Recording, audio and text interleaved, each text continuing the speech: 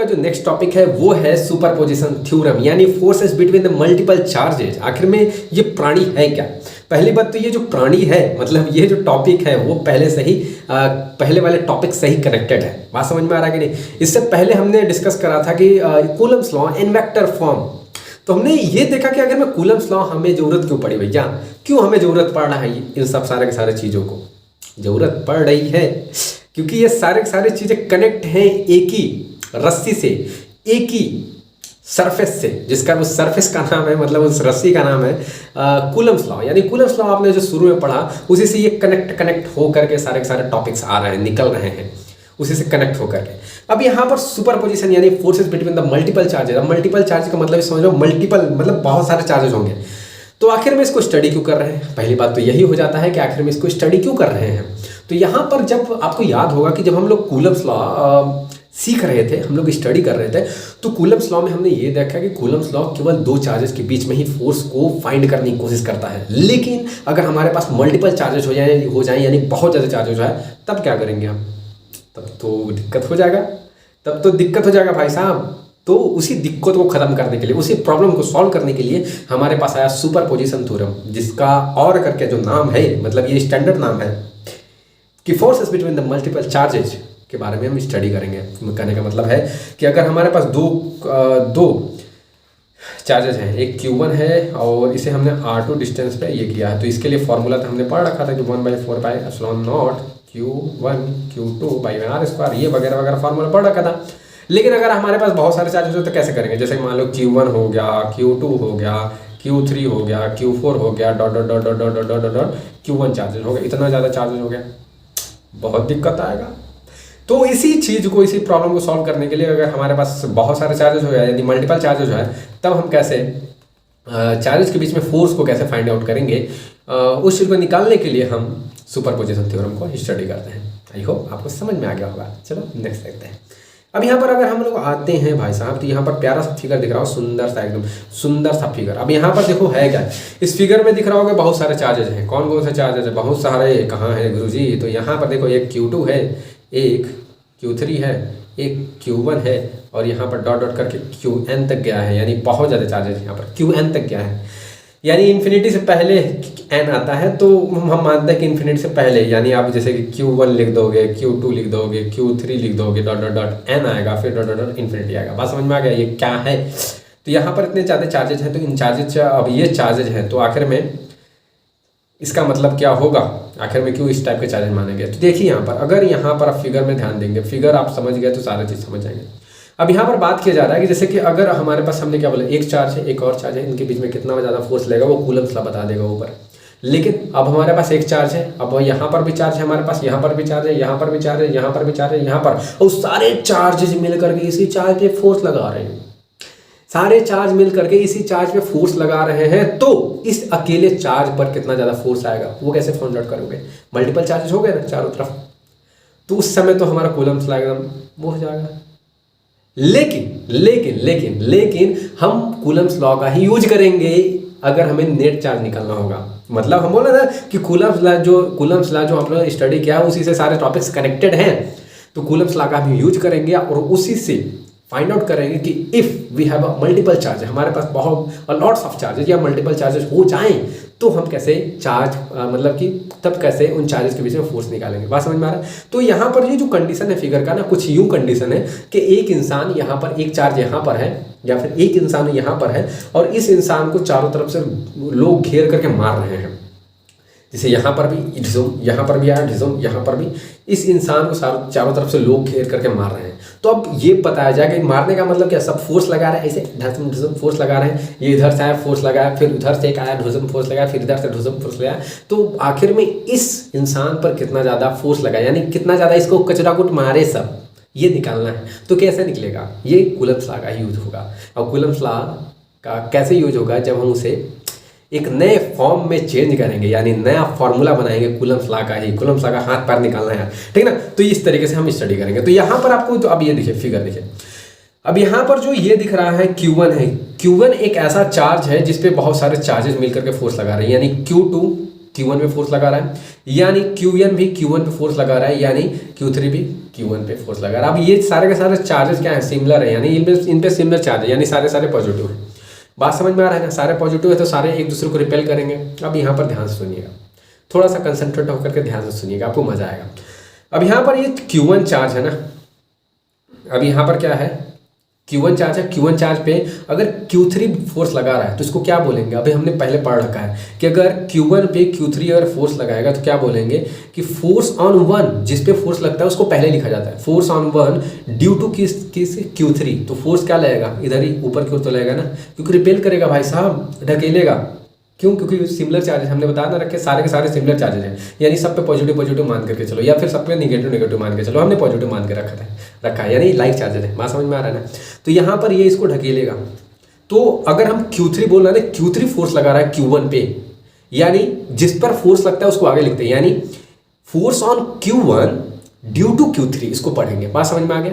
अब उसी तरीके से Q2 अगर देखेंगे तो Q2 Q1 पे ही फोर्स लगा रहा है, यानी Q1 पे फोर्स लगा रहा है तो इसको क्या बोलेंगे, force on Q1 due to Q2। तो यहाँ पर ये हो जाए फोर्स ऑन Q1, जो जिस पे फोर्स लगता है उसको पहले लिखा जाता है, बाकी सबको बाद में, तो force on Q1 due to Q2। ये बात समझ में आ गई।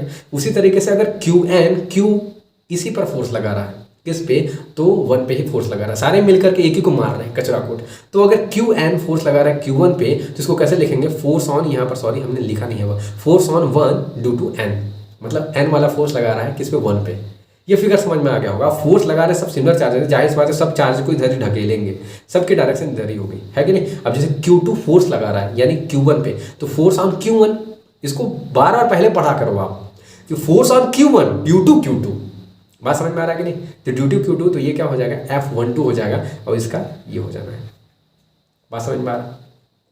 अब डायरेक्शन की बात कर लेते हैं, डायरेक्शन भी तो बात करना होगा ना, क्योंकि वेक्टर, अब हमने वेक्टर फॉर्म पढ़ लिया है तो अब आगे वेक्टर ही फॉर्म पढ़ेंगे। बात समझ में आ रहा है। न्यूमेरिकल में भले ही मैग्नीट्यूड निकालना होगा तो उसको यूज कर लेंगे, ठीक ना। यहाँ पर अब डायरेक्शन की बात कर लेते हैं। तो अब यहाँ पर डायरेक्शन हमने आपको निकालना बता दिया पहले ही। तो यहाँ पर देखिए कि यहाँ पर Q1 पे फोर्स लग रहा है, तो Q1 पे कैसे फोर्स लगेगा कि Q1 पे फोर्स लग रहा है तो force on Q1 due to Q2, तो Q2 ने फोर्स लगा रहा है Q1 पे, तो Q1 उधर जाएगा, देखो डायरेक्शन उधर ही का है डायरेक्शन।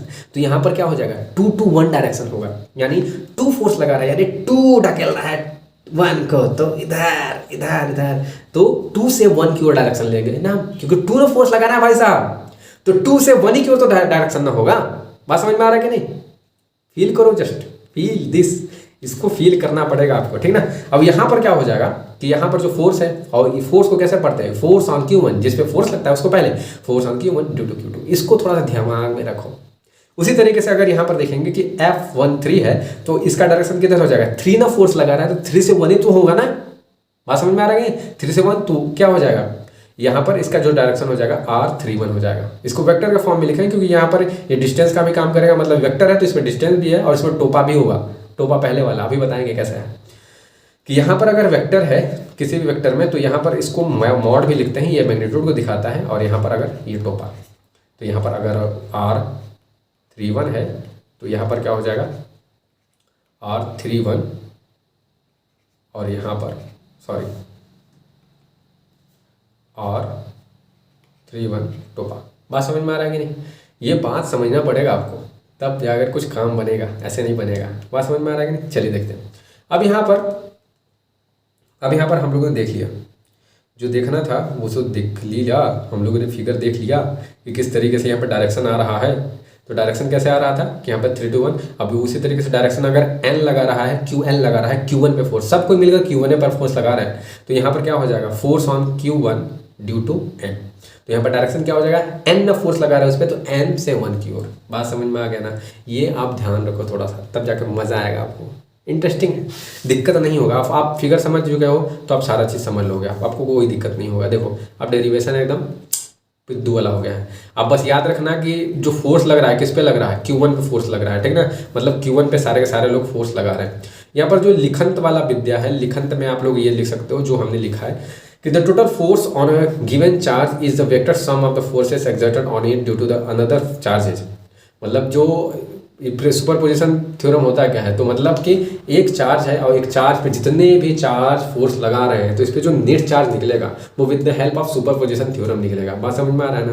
तो हम सुपरपोजिशन थ्योरम का यूज करेंगे और तब जाकर के इस चार्ज पे, इस पर्टिकुलर चार्ज पे सारे के सारे चार्जेस के द्वारा जो फोर्स लग रहा है, यानी एक इंसान को इन सब के सब जो मिल करके मारे हैं उस पर कितना, इसको कितना मारे हैं, ठीक ना। तो ये निकालेंगे नेट मार। तो बारी बारी से निकाल लेते हैं। मान लीजिए हमारे पास 3 लोग हैं, 3 लोग मिलकर इसको मार रहे हैं, तो पूछेंगे तुम बताओ कितना मारे थे, तुम बताओ कितना मारे थे, तुम बताओ कितना मारे थे, है कि नहीं, इसी को।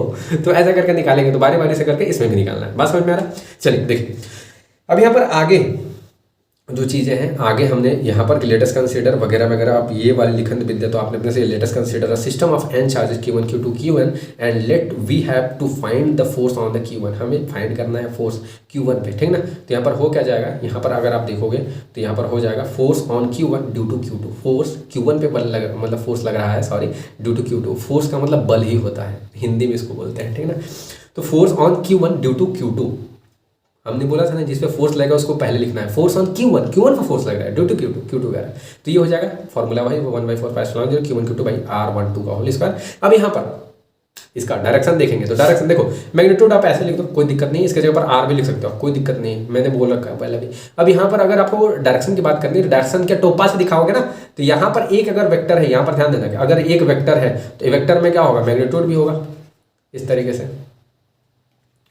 R21, और यहाँ पर इसके पास डायरेक्शन भी, डायरेक्शन को टोपा से दिखाएंगे हम, उल्टा लिख दिया 21। डायरेक्शन को कैसे दिखाएंगे, टोपा से। तो टोपा से डायरेक्शन, यानी टोपा वाला यहाँ पर जो लिखा है ये डायरेक्शन के इक्वल दिखा रहा है, यानी डायरेक्शन से मल्टीप्लाई कर रहा है, डायरेक्शन को दिखा रहा है वो, ठीक ना। आपको यहीं पर रखना पड़ेगा उसको, डायरेक्शन को दिखा रहा है टोपा, डायरेक्शन इस तरीके से, ठीक। और ये वाला जो है ना मॉड भी आप यहाँ पर रख सकते हो, यहाँ पर R12 की जगह पर, नहीं तो आप मॉड को हटा दो, क्योंकि मैग्नीट्यूड है ना भाई साहब, हमने बता रखा है कि मैग्नीट्यूड को आप वैसे ही दिखा सकते हो, कोई दिक्कत नहीं है। मैग्नीट्यूड को आप विदाउट मॉड भी दिखा सकते हो, कोई प्रॉब्लम नहीं है, ठीक ना। चाहे एग्जाम में भी आप लिखाओगे तो कोई दिक्कत नहीं होगा, कोई माई का लाल नहीं है जो काट के दिखा दे, हमसे बोलना, ठीक है ना।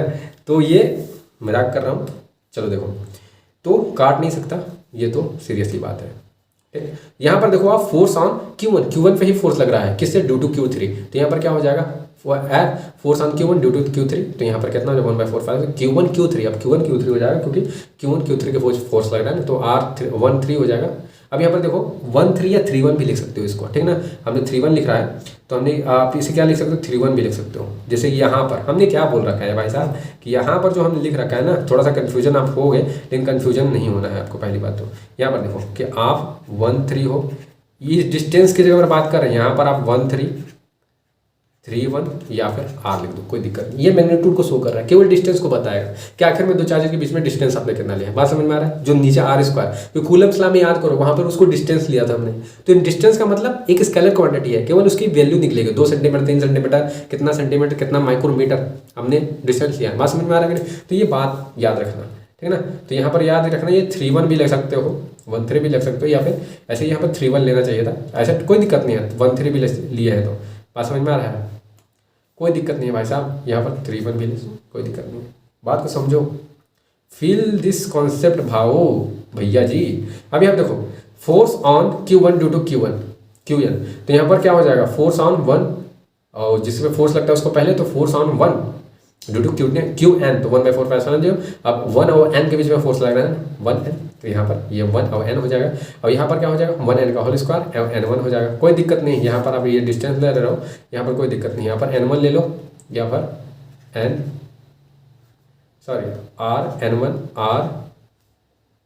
R1n ले लो, कोई दिक्कत नहीं। यहाँ पर हम क्या बता रहे हैं कि R1n, ऐसे यहाँ पर आप सीधे से n1 ही लेना, थोड़ा आप गड़बड़ाओगे नहीं, याद करने में आपको, मतलब कि आपको थोड़ा प्रैक्टिस करने में दिक्कत आएगी कि यहाँ पर n1, तो यहाँ पर कोई दिक्कत नहीं है, R1n ले लो, या फिर Rn1 ले लो, या फिर R ले लो, कोई दिक्कत नहीं है। बात समझ में आ रहा है कि नहीं। ये थोड़ा थोड़ा दिमाग में घुसाइए आप, दिक्कत नहीं होगी आपको, ठीक ना। ये मैग्नीट्यूड है चूँकि, ठीक, इतना बात कंफर्म हो गया, तो कोई दिक्कत नहीं आएगी। बात समझ में आ रहा है कि नहीं। यहाँ पर तो यहाँ पर आप या तो देखो, याद रखने के लिए आप सोच रहे हो कि थोड़ा भूल जाएंगे, तो जो यहाँ पर होता है वही यहाँ पर भी रख सकते हो, कोई दिक्कत नहीं है, तो n1 हो जाएगा। बात समझ में, जैसे पीछे वाला में था, ठीक। तो कोई दिक्कत नहीं है, मैं बता रहा हूँ कोई दिक्कत नहीं है, तो कोई दिक्कत नहीं होगा आपको, कोई दिक्कत होगा तो बता देना। ठीक। According to the superposition principle net force on Q1, यानी अब Q1 पे कितना ज़्यादा, चारों सबको मिला करके कितना ज़्यादा फोर्स लगा रहे हैं वो हमें फाइंड आउट करना है। तो चलो फाइंड आउट कर लेते हैं भाई साहब। तो यहाँ पर F नेट क्या हो जाएगा, F12 हो जाएगा, F13 हो जाएगा और डॉट डॉट, मतलब सारे फोर्सेस को ऐड कर देना है। तो यहाँ पर सबको ऐड कर दो वन लाइन से, कोई दिक्कत नहीं है कि यहाँ पर 1/4 और यहाँ पर ये कुछ नहीं है भाई साहब, यहाँ पर R12 का होल स्क्वायर हो जाना है। अब देखो R12 यहाँ पर लिखा रहा है, ये वाला आप 21 भी लिख सकते हो, कोई दिक्कत नहीं है। यहाँ पर ये वाला 21 भी लिख सकते हो, यहाँ पर कोई दिक्कत नहीं है। यहाँ पर भी 31 लिख सकते हो, कोई दिक्कत नहीं है। हमने 13 लिखा है, 13 भी लिख सकते हो, कोई दिक्कत नहीं है। बात समझ में आ रहा है कि नहीं, गड़बड़ाना नहीं है इस थ्योरम में, क्योंकि इंपॉर्टेंट है भाई साहब। तो यहाँ पर क्या हो जाएगा, ये हो जाना है। अब यहाँ पर अगर हम नीचे आते हैं तो 1/4 Q1 हो जाएगा, 1n हो जाएगा या n1 लिख दो, कोई दिक्कत नहीं है। यहाँ पर मैं बोल रहा हूँ चेंज कर सकते हो आप, यहाँ पर जो यहाँ पर है उसी को लिख सकते हो, या फिर केवल R लिखो, कोई दिक्कत नहीं, कोई दिक्कत नहीं, ठीक ना। तो सारे फोर्सेस को हमने ऐड किया है। ऐड करने का मतलब क्या है कि यहाँ पर नेट फोर्स निकल रहा है, नेट फोर्स वो Q1 पे निकल रहा है कि सारे चार, यानी Q1 Q2 और सॉरी Q1 पे तो फोर्स लग रहा है ना, Q1 पे Q2 और Q3 और Qn मिलकर के कितना ज्यादा फोर्स लगा रहे हैं इस पर, वही फाइंड आउट कर रहे हैं हम। बात समझ में आ रहा है कि नहीं, वही फाइंड आउट कर रहे हैं भाई साहब। तो यहाँ पर इसीलिए फाइंड आउट कर रहे हैं। तो यहाँ पर सबको ऐड कर दिया हमने, अब सबको ऐड कर दिया भाई साहब। तो ये नीचे देख लेते हैं क्या आ रहा है। तो यहाँ पर नीचे इस सब में से देखो 1/4 जो सब में से कॉमन आ रहा है, ये कॉमन आ जाएगा और ये कॉमन आ जाएगा, सब में से 4/0। यहाँ पर आप Q1 भी कॉमन ले सकते हो, वो भी कॉमन ले सकते हो, कोई दिक्कत नहीं। बात समझ में आ रहा है ना। तो ये भी कॉमन ले सकते हो, तो उसको भी बाहर, हमने बाहर ऐसा नहीं किया है, सबको अंदर ही रखा है। तो 1/4 को हमने बाहर रखा है। आप Q1 को ही कॉमन ले सकते हो, क्योंकि हर एक जगह Q1 भी है ना। तो इस तरीके से आप, ये आपका एक्सप्रेशन आ गया। बात समझ में आ रहा है। तो कहने का मतलब ये है भैया कि अब आपके पास बहुत सारे चार्ज हो जाएंगे, तो आप सुपरपोजिशन थ्योरम अप्लाई करके उस पर्टिकुलर चार्ज पे बहुत सारे कितने चार्ज फोर्स लगा रहे हैं वो आप फाइंड आउट कर सकते हो। यही है सुपरपोजिशन थ्योरी का वैल्यू, थ्योरम का वैल्यू। आखिर में सुपरपोजिशन प्रिंसिपल है क्या, बात समझ में आया क्या है कि आपके पास मल्टीपल चार्जेस हैं, मल्टीपल चार्जेस मिलकर एक पे फोर्स लगा रहे हैं, या फिर कोई और चार्ज, आप और कोई और चार्ज ले सकते हो। Q3 पर सारे लोग फोर्स लगा रहे हैं फिगर में, Q3 पर, अब Q1 पे निकाल लगा रहे थे ना, Q3 पर ले लो, Q2 पर ले लो, सबसे यही फोर्स, यही फॉर्मूला अप्लाई करके आप लगा सकते हो सीधे सीधे कि कितना ज्यादा फोर्स, यानी एक इंसान को सारे लोग कितने, 3 लोग मिलकर के कितना मारे, ये नेट यहाँ पर बताएगा। बात समझ में आ रहा है कि नहीं। ये एग्जांपल है, सच एग्जांपल, आप मान करके समझ सकते हो। तो ये फॉर्मूला ड्राइव हो गया। आई होप ये आपको अच्छा लगा होगा। अगर आपको अच्छा लगा वीडियो तो लाइक जरूर कीजिएगा, शेयर भी कीजिएगा बच्चों के साथ, ठीक ना। और आगे भी वीडियो आते रहेंगे और हमारी मेहनत जारी है, आप भी मेहनत करो। आपको मेहनत के तौर पर ये करना है कि चैनल को थोड़ा सब्सक्राइब कर देना है एंड शेयर करना है अपने दोस्त के पास में।